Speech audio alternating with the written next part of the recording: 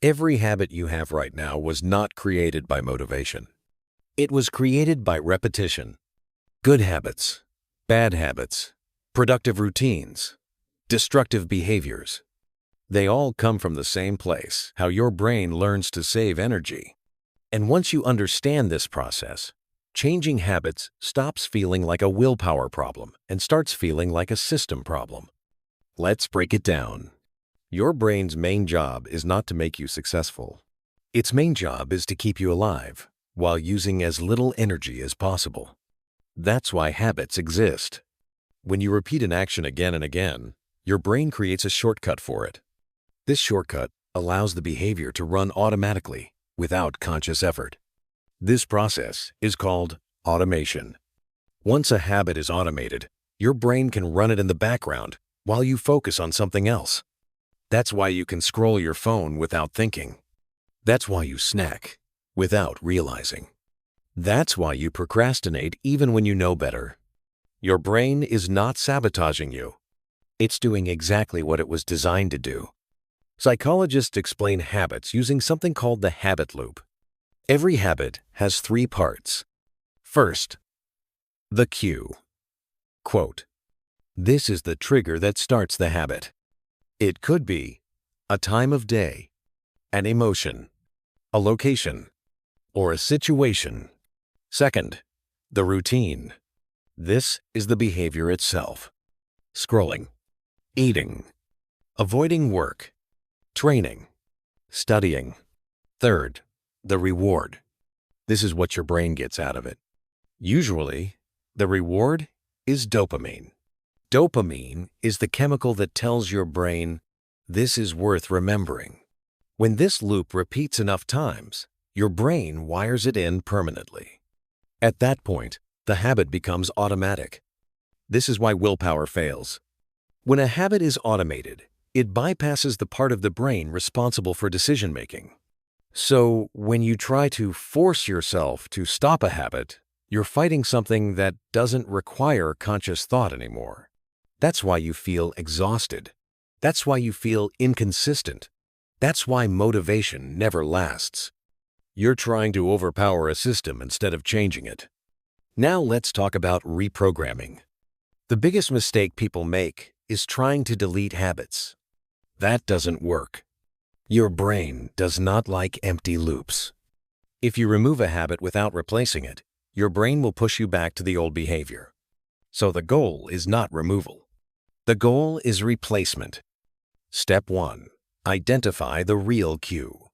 Most people misidentify their habit triggers. They think the habit is the problem, but the habit is just the response. Ask yourself, what actually triggers this behavior? Is it boredom? Stress? Fatigue? Loneliness? Time of day? For example, phone addiction is usually not about the phone. It's about avoiding discomfort.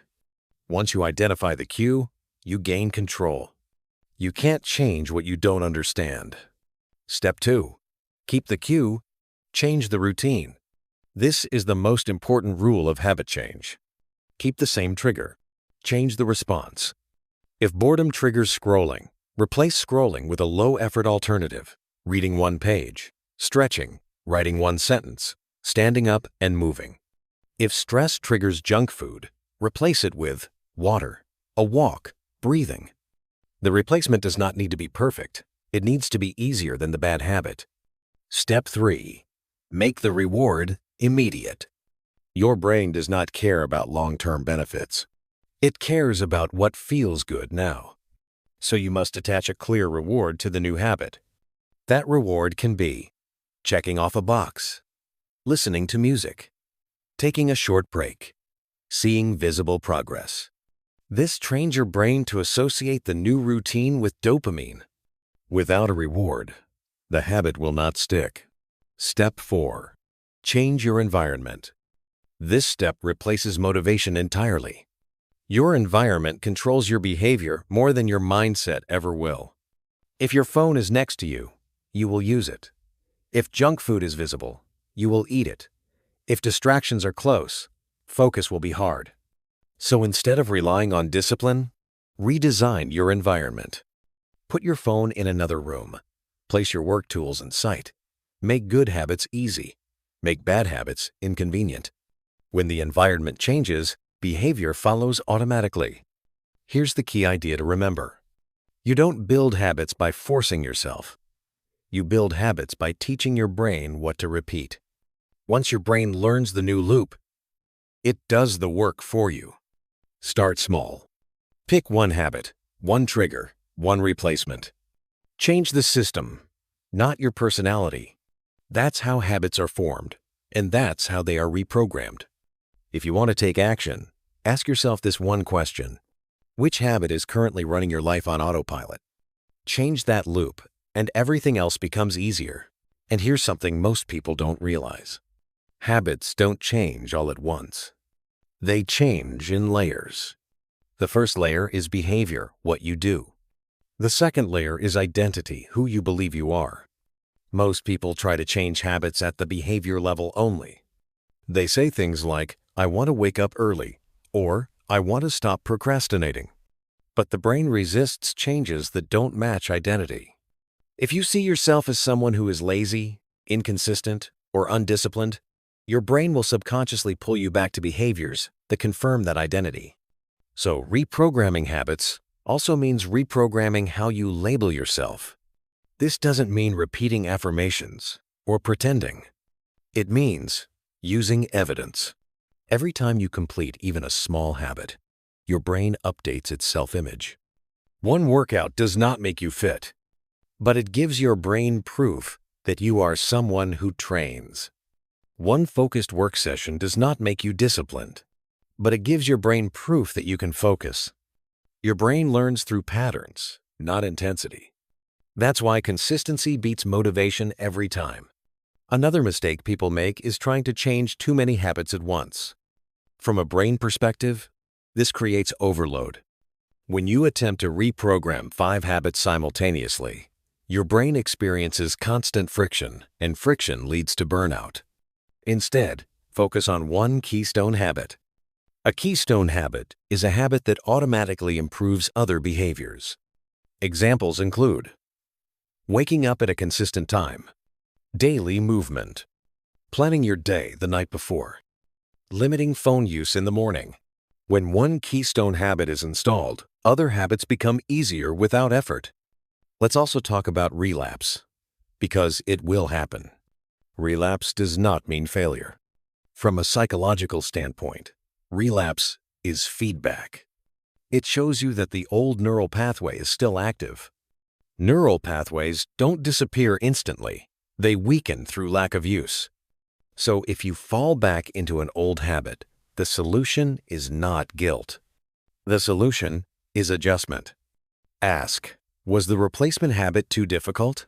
Was the reward unclear? Was the environment working against me? Then modify the system. This is how habits are refined, not broken. One more important concept is friction. Your brain always chooses the path of least resistance. So habit change is less about adding effort and more about adjusting friction. Increase friction for bad habits. Decrease friction for good habits. Examples: log out of distracting apps. Add app timers. Charge your phone outside the bedroom. At the same time, prepare clothes the night before. Keep your work tools ready. Reduce the steps required to start. When friction is adjusted correctly, habits change automatically. Over time, something important happens. The new habit becomes easier. The old habit becomes uncomfortable. This is a sign that reprogramming is working. What once required effort starts to feel normal. What once felt normal starts to feel wrong. That's when the brain has fully adapted. The goal is not perfection. The goal is direction. Small changes, repeated daily, reshape the brain faster than sudden bursts of motivation. If you focus on systems instead of outcomes, habits will follow naturally. So here's the simple takeaway. Habits are not about self-control. They are about structure. Change the cue. Change the routine. Change the reward. Change the environment. and let your brain do what it does best, adapt. Take one habit today, not tomorrow, not next week. Reprogram one loop. That single change is enough to start a chain reaction. If you want to continue this journey, the next step is understanding how dopamine affects discipline and focus. That's where most modern habits are broken and where they can be rebuilt.